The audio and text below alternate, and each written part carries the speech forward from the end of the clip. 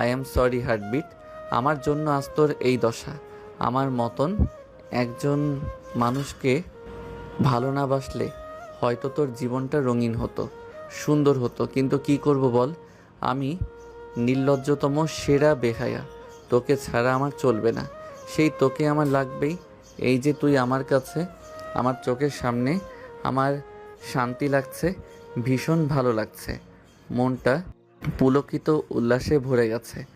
তোর ওই ঠোঁট, ওই চোখ, ওই ফোলা ফোলা মসৃণ গাল সবই আমায় মন্দ করেছে, পৃথিবীর সেরা নির্লজ্জতম বেহায়া বানিয়েছে। এতে কি আমার দোষ? মোটেও নয়।